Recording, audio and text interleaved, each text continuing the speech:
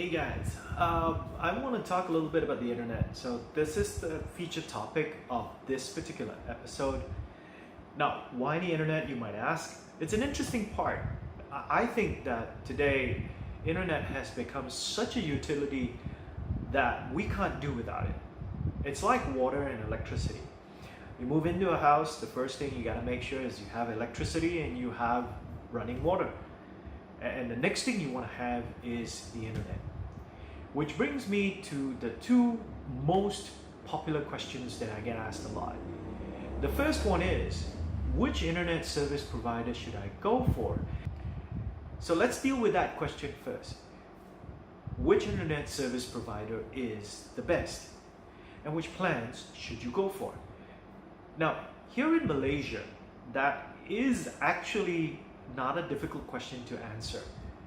One of the very simple reasons is that, look, guys or girls, we really don't have much of a choice, do we? Right? If you look around, you're either stuck with TM and UniFi or you're stuck with Maxis. In most cases today, I mean, there was a time when some neighborhoods were kind of only Maxis, but I think today, in all honesty, where you have high-speed broadband, you can deal with either Maxis or UniFi. So what are the differences between the two? The plans are basically the same in terms of price. As you can see here, Maxis price plans are 189 ringgit for a 30 megabit plan. So what's the difference between that and TM? And here's TM's price. So TM costs about 10 ringgit more for the 30 megabit line. And so which one is better? To be honest, they're both about the same. It all boils down to which ones are servicing the area where you stay. For those of you staying in a condominium, however, you have an extra choice. If you're staying in a condominium that's covered by this particular provider, yes, Time, then Time has a very unique offer because their lowest entry point is 100 megabits, and that's 149 ringgit. So if you pay the equivalent 189 ringgit or 199 in the case of TM, Time will give you 300. We're talking 10 times the speed difference, 300. So if you're staying in a condominium, just go with Time. Let's examine some of the equipment that you get when you subscribe to the internet. First of all, you get a modem of some sort. One of the things that you get besides that is a router. For those of you who signed on with TM UniFi about 7 years ago, 8 years ago, when it first started, you end up with something like this, right, with the two short antennas. And then subsequently, about 4 years ago, they started giving out this thing, like this. And if you compare the two, just the antenna difference. Those of you who subscribe to Maxis, you would have gotten one of these. And it's made by a company called Technicolor. Last but not least, if you subscribed to the internet recently from either TM or Time, you would have gotten one of these things. It's also made by D-Link. It's an upgraded router. Feels really light, and there are no external antennas. Now on to the second question I get asked a lot. And this one's a bit tough. People always tell me that their internet sucks. You can go onto Facebook and you can go onto any one of the forums pertaining to that particular country, Singapore, Malaysia, Thailand. You're bound to find some people who complain that the internet sucks. Now, what about the internet sucks? Now that's an interesting part of the question. As you ask these people, what exactly does the internet suck mean? You then have a variety of situations presented to you. And I group it into two main, or actually I call it three main subcategories. One of the few basic ones, the key ones that I always get as a feedback, is almost like 50% of all the complaints when it comes to my internet sucks, is I can't get internet somewhere in my house. The somewhere could be the bedroom, the study room, the room next door, or the floor upstairs, and believe it or not, the toilet. There are people who complain about internet not being able to reach their toilets. The second part to why my internet sucks is, why is it that I have signal, I have connection, but it just doesn't load, and it's like it's so slow. It's agonizingly slow, and every time I pull up a page, I have to see that thing circle around and round, and it's buffering. So what is the problem in that? And that's why they say the internet sucks. So where is this problem when people say my internet sucks? It's basically this thing, the router. Well, not exactly this one, but if you had one of these two, chances are you'd be resetting them on a daily basis. So let's first talk about why you can't get signal in some parts of your house. These things have very low power output. They were never designed for huge houses. And what do I mean by huge? Let's look at the typical house in Malaysia as an example. But for those of you watching from overseas, you can use your own guidelines. It's about the same. A typical layout in a condominium would be like this. It's about 1,100 square feet, right? And here's the part: the living room and the furthest bedroom is covered by 3 walls, or there are 3 walls in between. If you place the router in the living room, chances are you're not going to get anything more than 1 bar or 2 bars in your bedroom. And the downside of having 1 bar or 2 bar with one of these low-end routers is you're not going to be able to browse very fast because the connection speed is going to be very low.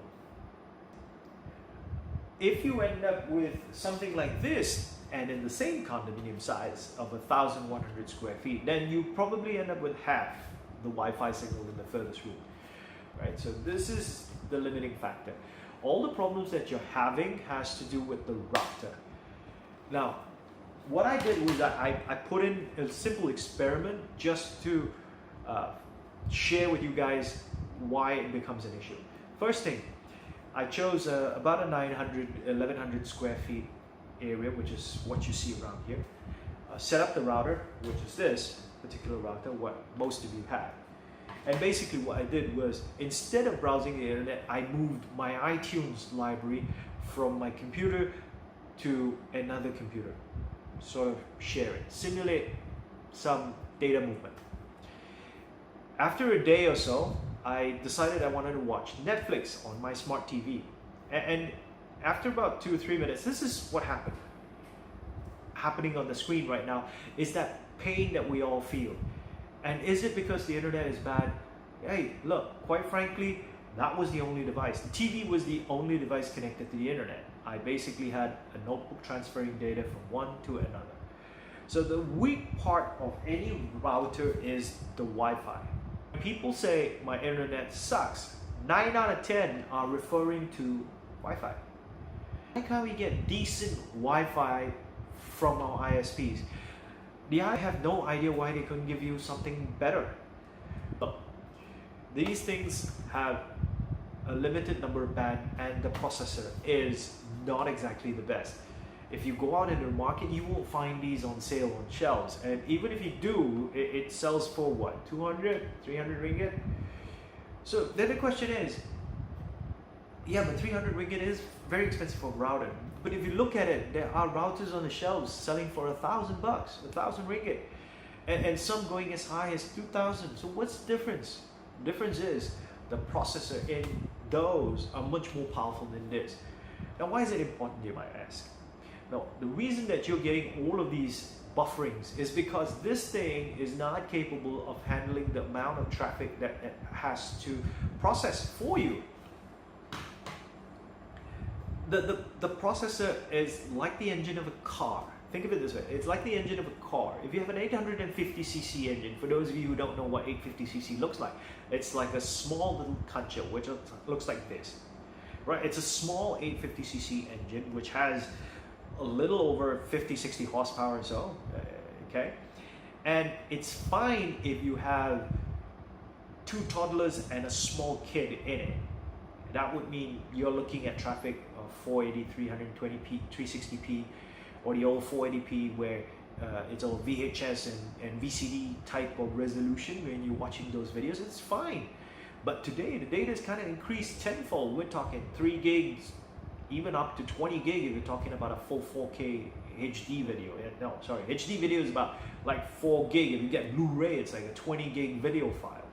Right, so the data packets have increased in such a size. Just honestly speaking, if you get like 4 100 kilo people and you put them inside a kancho, which is again this, it's not going to move very fast. Right, so that's one of the problems. So it's a low processor unit. The other thing is, for those of you on Maxis, you've got one of these things. Come on, it's made by a guy called Technicolor. If you Google the internet, or you go to a digital mall, you won't be able to find Technicolor on the shelves. Honestly, this is bad. This is horrible. I honestly feel for those people. In fact, I've got quite a couple customers and friends who have Maxis, and every time I go to their house and I see this, and immediately, if you get a chance to, you change this, right? And the performance easily doubles. This is really, really crappy. One of the main reasons why people can't change this is because they integrated the phone line at the back here, and some people still use the phone lines at home. Right, so this is where I find that there is a lot of problems with the internet. Now, in short, why you're having this issue is, number one, the processor on those routers that you've been given are not powerful enough to handle all that traffic. That's the first bit. They don't know. What Wi-Fi do you have on your device? Give up. Look, as far as I know, everybody knows they have Wi-Fi. Not many can tell you what Wi-Fi they have. So what does it mean by what Wi-Fi? There are different standards of Wi-Fi relating to different speeds. Now, all of this will sound a little bit alien to some of you guys, right? So don't worry about it. In my next episode, I want to share with you what all these things mean. Like, what does it mean by N? What does it mean by G? What does it mean by 2.4 or 5? And what do all those numbers mean? 12, 24, 750, 600, 900. What do all those numbers mean? And how do I choose a suitable router for my home? All right, so thank you guys for watching so far.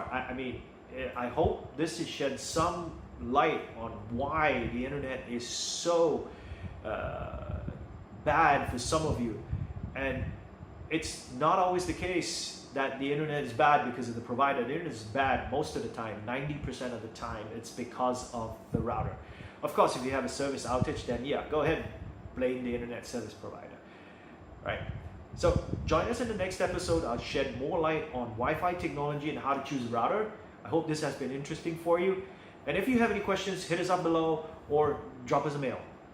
Right, cool. Thanks, guys. See you in the next episode. Bye.